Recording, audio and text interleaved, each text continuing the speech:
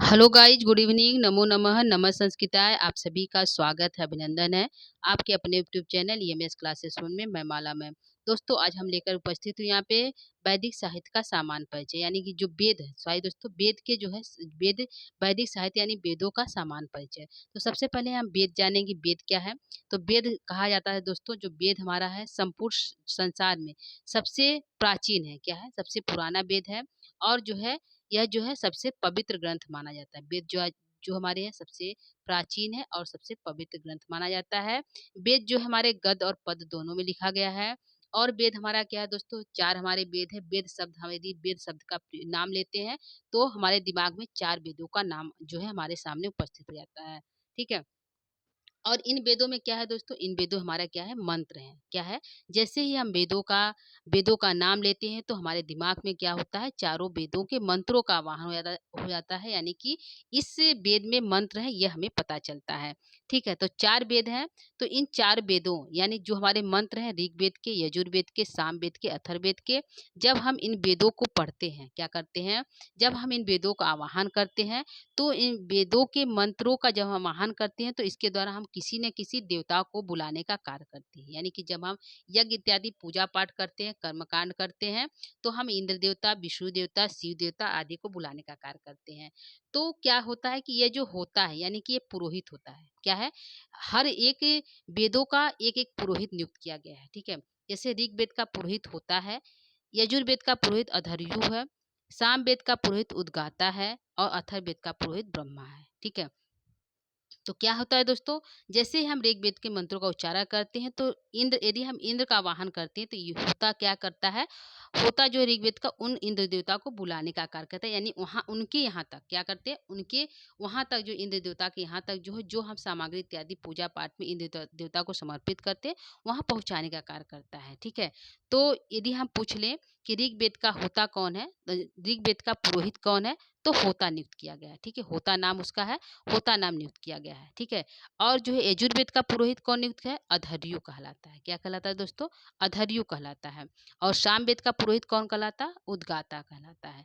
ठीक है। और अथर्ववेद का पुरोहित कौन है, ब्रह्मा है। ठीक है। तो इस प्रकार जो है 4 पुरोहितों को नियुक्त किया गया है। क्वेश्चन यदि हम उसको पलट कर पूछते हैं, उल्टा करके पूछते हैं कि होता किसका पुरोहित है, तो ऋग्वेद का पुरोहित है। क्या है?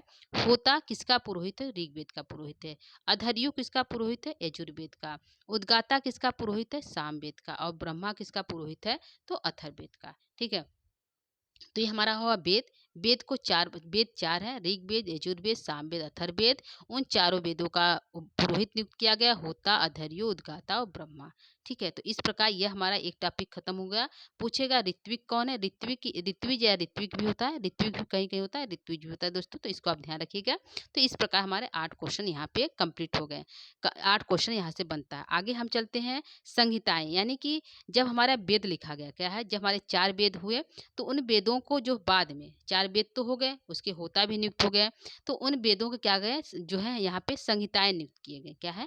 संहिताएं। यानी कि संहिताएं क्या है, जब मंत्रों को, यानी कि जो वेद के हमारे मंत्र हैं, यानी कि जो ऋग्वेद के मंत्र हैं, उसको जब इकट्ठा किया गया, एकत्र किया गया, यानी कि वेद जब है, वेद के जो मंत्र वो फैले हुए थे, तो वहाँ पे वेदों को, मंत्रों को उच्चारण किया गया। यानी कि कुछ ऋषियों के द्वारा, जब कुछ दिन बीतने के बाद कुछ ऋषियों ने क्या किया, वेदों के मंत्रों को इकट्ठा किया, एकत्र किया। जब एकत्र किया तो उसको हम क्या कहने लगे, संहिताएं कहने लगे। क्या कहने लगे दोस्तों, संहिताएं कहने लगते। जैसे होता है कि यदि 2 पद, यानी कोई चीज़ यदि अलग अलग है, यदि उसको हम एक साथ जोड़ देते हैं तो क्या होता है, एक नए शब्द का निर्माण होता है, एक नया शब्द बनता है, एक नई नई शब्दों की उत्पत्ति, यानी नए चीज़ों की उत्पत्ति हो जाती है, एक नए जीव का जन्म होता है। यानी जब 2 चीज़ अधूरा है आपस में मिलता है तो क्या होता है, एक नया नया शब्द या नया नया सृष्टि का कुछ न कुछ का क्या होता है, निर्माण होता है। ठीक है। ठीक है। तो सही दोस्तों। तो यहाँ पे हमारा क्या हो गया दोस्तों, तो यहाँ पे हमारा हो गया कि यहाँ पे सॉरी दोस्तों, थोड़ा सा मिस्टेक हो गया, थोड़ा सा यहाँ पे हम देख लेते हैं कि हमने बताया कि जब हम मंत्रों को इकट्ठा करते हैं तो क्या होता है, उसको हम संहिताएं कह लेते हैं। तो हम जब ऋग्वेद के मंत्रों को इकट्ठा किए, क्या किए, जब हम ऋग्वेद के, सॉरी दोस्तों, जब हम ऋग्वेद के मंत्रों को इकट्ठा किए तो उसको हम किस नाम से संकलित किए? शाकल नाम से। किस नाम से किए? उसका नाम पड़ गया शाकल। यानी कि पूछेगा ऋग्वेद की संहिताएं का क्या नाम है? तो शाकल है। ठीक है, क्या है दोस्तों? शाकल है। उसी प्रकार यजुर्वेद को दो भाग में बांटा गया, शुक्ल यजुर्वेद और जो है कृष्ण यजुर्वेद। तो हम पूछेंगे कि शुक्ल यजुर्वेद के जो मंत्र हैं, जब उसको इकट्ठा किया गया, एकत्र किया गया, तो उसके दो भागों में बांटा गया। एक काढ़ नाम से, एक जो है माध्यान्ह नाम से। ठीक है, 2 नाम से जो है संहिताएँ लिखी गई। ठीक है। ठीक है दोस्तों, ये आपको समझ में आ रहा होगा हमने क्या कह रहे हैं कि जब हमारे वेद हैं, ऋग्वेद के जो मंत्रों को इकट्ठा किया गया तो उसको शाकल नाम से संहिताएं रूप में प्रस्तुत किया गया। ठीक है, उसी प्रकार जब शुक्ल यजुर्वेद के मंत्रों को इकट्ठा किया गया तो उसको काढ़ और माध्यान्ह नाम से जो है उसको उसको नाम दिया गया। तो यानी पूछेगा शुक्ल यजुर्वेद की संहिताएं कौन कौन से है? तो काढ़ है और माध्यान्ह है। ठीक है, 2 शुक्ल यजुर्वेद की क्या है? संहिताएं हैं। उसी प्रकार हमारे कृषि यजुर्वेद के मंत्रों को इकट्ठा किया गया और उसके 3 संहिताएं बनी। तैत्तिरीय संहिताएं, काठक संहिताएं और मैत्राणी संहिताएं, यानी कि 3 संहिताएं बनी। क्या बनी दोस्तों? कृषि यजुर्वेद के मंत्रों को जो एकत्र किया गया तो उसको 3 संहिताएं बनी। एक तैत्तिरीय संहिताएं, एक काठक संहिताएं और एक जो है मैत्राणी संहिताएं। ठीक है, तो ये हो गया हमारा जो है शुक्ल यजुर्वेद और कृष्ण यजुर्वेद। ठीक है, आगे हमारा हो गया सामवेद, यानी कि तीसरे वेद का नाम है सामवेद। सामवेद के मंत्रों को भी इकट्ठा किया गया और उसके 3 नाम से संहिताएं लिखी गई। एक है हमारा कौथुम, दूसरा जैमिनी और तीसरा राडायनी। ठीक है, कैथुम, जैमिनी और राडायनी, 3 जो है संहिताएं लिखी गई। ठीक है, तो पूछेगा यहाँ पे प्रश्न दोस्तों कि कौथुम, जैमिनी और जो है राडायनीय जो है किस वेद की संहिताएं हैं? ठीक है, तो सामवेद की संहिताएं हैं। ठीक है, आगे हम चलते हैं अथर्ववेद, यानी कि अथर्ववेद के मंत्रों की जो जो संहिताएं हैं कौन कौन सी है? तो 2 संहिताएं हैं। अथर्ववेद की 2 संहिताएं हैं। कौन है? शौनक और जो है पैपलाद। क्या है दोस्तों? शौनक और जो है पैपलाद, जो 2 जो है संहिताएं जो अथर्ववेद की हैं। ठीक है, तो यह जो आपको समझ में आया होगा दोस्तों। एक बार फिर जो है बताते हैं। यहाँ पे हमारा जो है जब मंत्रों को इकट्ठा, जो ऋग्वेद के मंत्रों को, किसी भी वेद के मंत्रों को जो इकट्ठा किया गया तो उसको संहिताएं कहते हैं। क्या कहते हैं? संहिताएं कहते हैं। यदि पूछेगा शाकल किस वेद की संहिताएं हैं? तो ऋग्वेद की संहिताएं हैं। यानी कि ऋग्वेद के संहिताएं का क्या नाम है? तो शाकल है। दूसरा हमारा शुक्ल यजुर्वेद, शुक्ल यजुर्वेद की संहिताएं का क्या नाम है? तो काढ़ है और माध्यान्ह है। या तो पूछेगा काढ़ किस वेद की संहिताएं हैं? तो शुक्ल यजुर्वेद की। माध्यान्ह किस वेद की संहिताएं हैं? तो शुक्ल यजुर्वेद की। यहाँ पे हमारा हो गया तैत्तिरीय, काठक और मैत्राणी किस वेद की संहिताएं हैं? तो कृष्ण यजुर्वेद की संहिताएं। ठीक है दोस्तों, क्या है? तैत्तिरीय, काठक और मैत्राणी जो है कृष्ण यजुर्वेद की संहिताएं हैं।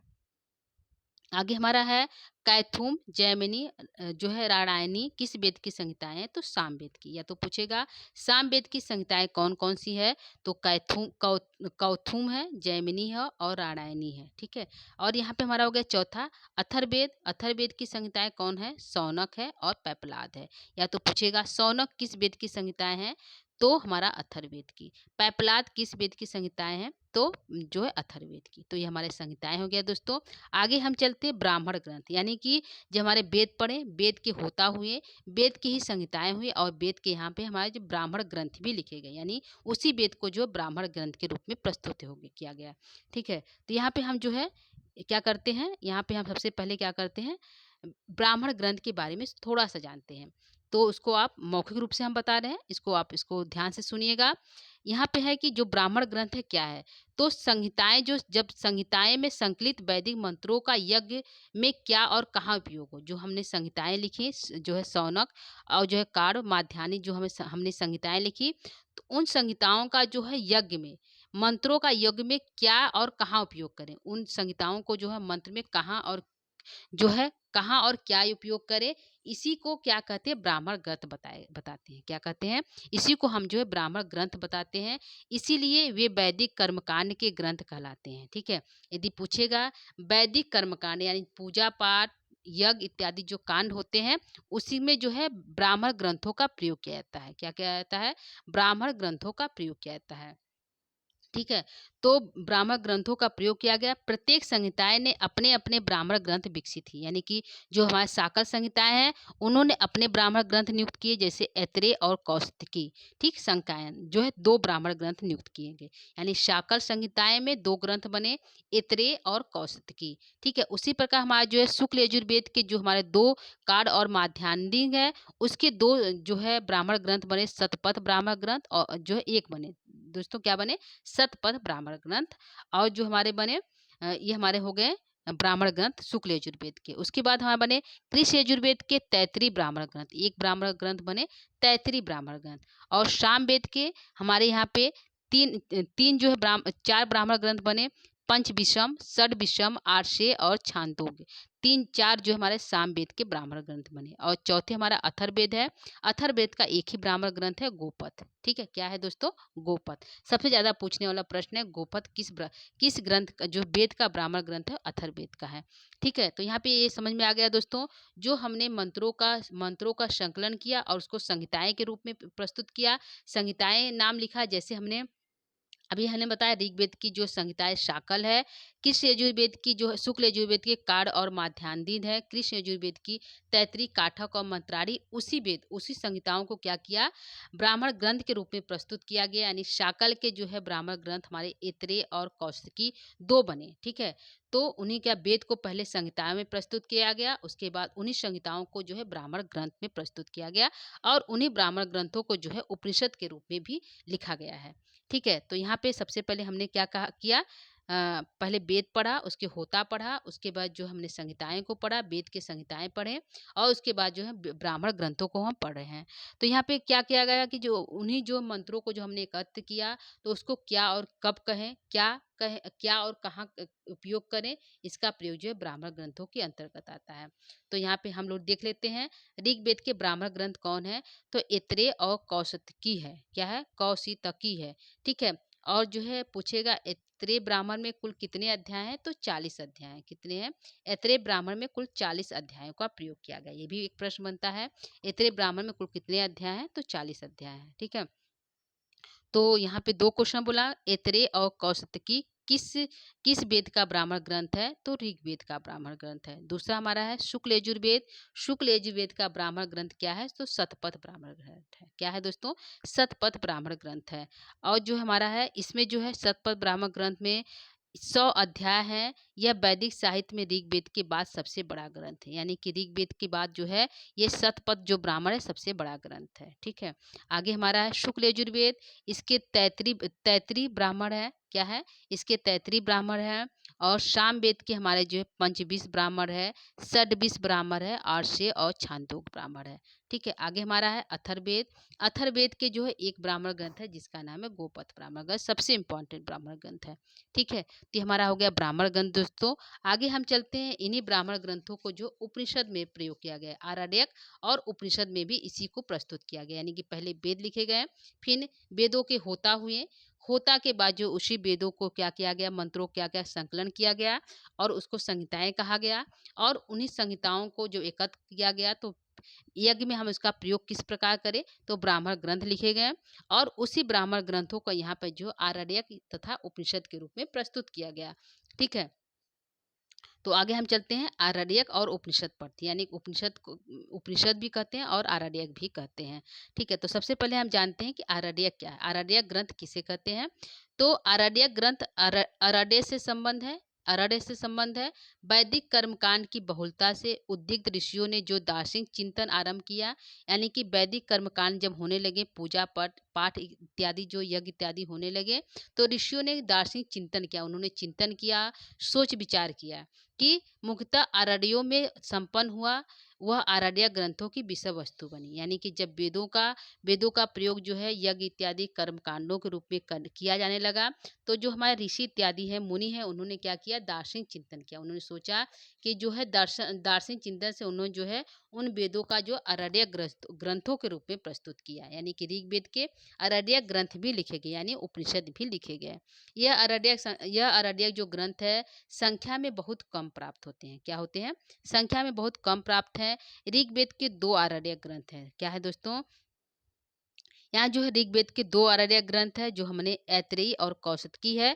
ऐत्रेयी और कौशिकी जो है ब्राह्मण ग्रंथ भी हैं, ठीक है। यानी कि जो ब्राह्मण ग्रंथ है ऋग्वेद के, वही जो है उपनिषद भी ऋग्वेद के हैं, ठीक है। आगे हमारा यहाँ पे है कि उपनिषद जो वस्तुतः वैदिक कर्म कांडों के शिखर ग्रंथ है। यानी जो वैदिक कर्म कांड होते हैं, पूजा पाठ होते हैं, तो सबसे शिखर पे जो है उपनिषद हमारे रखे गए हैं। इनमें आध्यात्मिक विषयों का विवेचन, यानी आत्मा क्या है, परमात्मा क्या है, आत्मा मरने के बाद क्या होता है, कहाँ जाता है, ये सभी जो है विषय जो हमारे जो उपनिषद के अंतर्गत आते हैं, ठीक है। सामान्य जीवन में उबे हुए मानव की दुख मुक्ति, यानी कि सामान्य जीवन में जो मानव जो है उब जाता है, इस संसार से उब जाता है, दुखी रहता है, तो उसकी जो उससे मुक्ति पाने की चेष्टाओं को समन्वित प्रयास उपनिषद में मिलते हैं। यानी कि उससे जो दुख मारा है, जो मानव को दुख मिलता है इस संसार में, इस जन्म रूपी जो है पृथ्वी पे जो उसको जो है कष्ट होता है, तो उसको उससे मुक्ति पाने के लिए जो उपनिषद हमारे लिखे गए हैं, इसमें बताए गए हैं कि इस दुख से हम किस प्रकार मुक्ति प्राप्त कर सकते हैं, किस प्रकार हम जो है इस दुख से निकल सकते हैं, ऐसा जो हमारा जो उपनिषद में प्राप्त होता है, ठीक है। यहाँ पे जो है विभिन्न ज्ञानी ऋषियों के तत्व चिंतन का उत्कर्ष उनकी विषय वस्तु, यानी कि जो हमारे विभिन्न जो ऋषि हैं, उन्होंने दार्शनिक चिंतन किया, उन्होंने आत्मा के बारे में भी चिंतन किया, और जो है आत्मा मरने के बाद कहाँ जाता है, क्या होता है, इनका जो है गहन उन्होंने तत्व चिंतन किया, और जो है उसको विषय वस्तु के रूप में, उपनिषद के रूप में उन्होंने प्रस्तुत किया, ठीक है। और जो है सामान्यतः वैदिक ग्रंथों के समान उपनिषद भी पृथक पृथक वैदिक शाखाओं में विकसित हुए हैं, ठीक है। यह जो है शुद्ध पद्यात्मक है, यानी पद्यों में लिखे गए उपनिषद है, तो गद्य और पद्य मिश्रित भी, यानी कि जो ऋग्वेद है वह पद्यों में पूरी तरह पद्य में लिखा गया है, लेकिन जो यजुर्वेद है वह गद्य और पद्य दोनों में लिखा गया है, ठीक है। इसी प्रकार यहाँ पे जो है उपनिषद है। तो आइए हम पढ़ते हैं वेदों के उपनिषद, यानी कि संहिताएं बने, संहिताएं से ब्राह्मण ग्रंथ बने, और उन्हीं वेदों से जो है ब्राह्मण ग्रंथ से जो है उपनिषद और आराध्य बने, ठीक है। तो आइए हम सबसे पहले देखते हैं, क्या देखते हैं दोस्तों, यहाँ पे ऋग्वेद के उपनिषद कौन से हैं। तो ऋग्वेद के उपनिषद का नाम है ऐत्रेय और कौशिकी, ठीक है। क्या है, ऐत्रेय और कौशिकी है। और दूसरा हमारा शुक्ल यजुर्वेद के जो हमारे मंत्र है, उनको उपनिषद में प्रस्तुत किया गया है। उसके दो है ईशोपनिषद और जो है बृहदारण्यको उपनिषद, यानी कि ईशोपनिषद सबसे छोटा उपनिषद है, और बृहदारण्यको उपनिषद सबसे बड़ा उपनिषद जो है बृहदारण्यको उपनिषद है, ठीक है। तो दो उपनिषद है, शुक्ल यजुर्वेद के ईशोपनिषद और जो है बृहदारण्यको उपनिषद, ठीक है। आगे हमारा है कृष्ण यजुर्वेद के जो हमारे यहाँ पे 4 उपनिषद है। कौन कौन से? 4 उपनिषद है, तैत्तिरीय उपनिषद, कठोपनिषद, महानारायणी उपनिषद और श्वेता उपनिषद, ठीक है। 4 है। पूछेगा महानारायणी उपनिषद किसका है, किस वेद का है, तो कृष्ण यजुर्वेद का है। श्वेता उपनिषद किस वेद का है, कृष्ण यजुर्वेद का। तैत्तिरीय और कठोपनिषद किसका है, तो कृष्ण यजुर्वेद का, ठीक है। आगे हम चलते हैं सामवेद की तरफ। सामवेद जो है इसके जो है 2 उपनिषद है, केनोपनिषद और छांदोग्योपनिषद। कौन सा दोस्तों? उपनिषद 2 है, केनोपनिषद और छांदोग्योपनिषद। और चौथा हमारा है अथर्ववेद। अथर्ववेद के 3 उपनिषद है, मुंडकोपनिषद, मांडुकोपनिषद और प्रश्नोपनिषद, ठीक है। तो 3 उपनिषद जो है अथर्ववेद के। पूछेगा मुंडकोपनिषद किस वेद का, अथर्ववेद का। मांडुकोपनिषद किसका, अथर्ववेद का, ठीक है। तो यहाँ पे हमारा उपनिषद हो गया। यहाँ पे थोड़ा सा हम उपनिषदों की थोड़ी सी जानकारी हम देना चाहते हैं, तो उसको आप लोग थोड़ा सा ध्यान से देखिएगा दोस्तों। जैसे हमारा यहाँ पे हो गया कि जो हमारा जो है कठोपनिषद है, क्या है, जो हमारा जो है क्या है, कठोपनिषद जो कृष्ण यजुर्वेद का है, सभी लोग जानते हैं। कठोपनिषद जो है यह जो एक संवाद है, यम और जो है नचिकेता का संवाद होता है। किस पे? जो है आत्मा और परमात्मा पे, ब्रह्म को, आत्मा को, आत्मज्ञान को जो है नचिकेता जानना चाहता है, जो है यम मतलब यमराज से जानना चाहता है। तो यह इसमें क्या होता है, कठोपनिषद में यम और नचिकेता का संवाद होता है, ठीक है। यहाँ पे जो हमारा है दूसरा, यहाँ पे एक ग्रंथ है बृहदारण्यकोपनिषद। यह सबसे बड़ा ग्रंथ है। इसमें जो है याज्ञवल्क्य ऋषि हैं, वह अपने पत्नी यानी मात्रेयी को क्या करते हैं, आत्मज्ञान की जो है शिक्षा देते हैं, ठीक है। इसी में जो है कठोपनिषद में जो है, सॉरी दोस्तों, बृहदारण्यको में ही जो है, इसमें जो है एक हमारी विदुषी है, जो है वह याज्ञवल्क्य से जो है क्या करती है, जो है याज्ञवल्क्य से जो है यहाँ पे जो है दशरथ, यानी कि जो यहाँ पे जनक के जो है जनक के क्या करती है, राजा जनक है, उनके सभा में क्या होता है, उन दोनों का जो है एक तरह से जैसे कंपटीशन होता है, तो प्रश्न उत्तरी होता है, उस प्रकार से जो है यहाँ पे जो है बृहदारण्यकोपनिषद याज्ञवल्क्य और जो है विदुषी हमारी है, तो उनसे जो होता है। ठीक है, तो यहाँ पे हमारा हो गया। आगे हमारा है कि जो है प्रश्नोपनिषद जो हमारा है, अथर्ववेद का जो हमारा है, इसमें क्या होता है, महर्षि पिप्पलाद द्वारा अपने 6 शिष्यों को जिज्ञासाओं को शामन होता है। यानी कि महर्षि जो है एक ऋषि हैं, जिनके ऋषि पिप्पलाद हैं, उनके 6 शिष्य हैं। वह जो है प्रश्न पूछते हैं अपने गुरु से, पिप्पलाद से, और जो है प्रश्न उत्तरी के माध्यम से जो है पिप्पलाद ऋषि जो है अपने शिष्यों के प्रश्नों का उत्तर देते हैं और उनकी जिज्ञासा को क्या करते हैं, शांत करते हैं। आगे हमारा एक उपनिषद है जिसका नाम है तैत्तिरीय उपनिषद। तैत्तिरीय उपनिषद जो हमारा किसमें है, कृष्ण यजुर्वेद में है।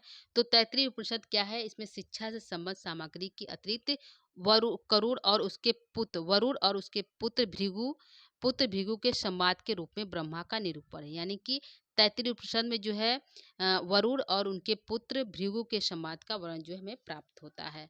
ठीक है, और यहाँ पे एक हमारा उपनिषद है जिसका नाम है मुंडकोपनिषद। क्या है, मुंडकोपनिषद है। इसमें जो है आत्मा को चतुष्पाद कहा गया, यानी कि 4 चतुष्पाद कहा गया है किसको, आत्मा को।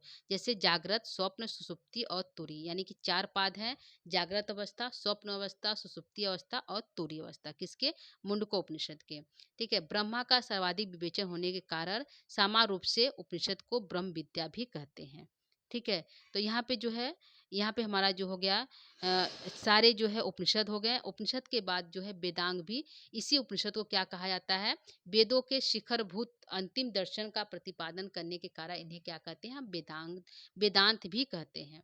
ठीक है, वेदांत के अंतर्गत जैसे ब्राह्मण बदरायण ने ब्रह्मसूत्र की रचना की, उपनिषद सिद्धांतों के समन्वय के लिए रूप में की, और गीता में उपनिषदों का सार कृष्ण ने प्रस्तुत किया। ठीक है दोस्तों, तो यहाँ पे हमारा क्या हो गया, उपनिषद हो गया। उपनिषद को हमने बताया, और साथ ही हमने जो है इसके जो है ब्राह्मण ग्रंथों को बताया, और संहिताएं, और यहाँ पे जो है होता यानी पुरोहित हो गया। ठीक है, तो ये हमारा था वैदिक साहित्य का सामान्य परिचय, जो परीक्षा दृष्टि से उपयोगी है। तो इसको आप लोग यदि प्राप्त होता है तो इसको आप देख सकते हैं। ठीक है दोस्तों, तो आज के लिए इतना ही। आगे जो है हम नए क्लास को लेकर फिर से उपस्थित होंगे। तब तक के लिए दोस्तों नमो नमः, नमः संस्कृताय, धन्यवाद।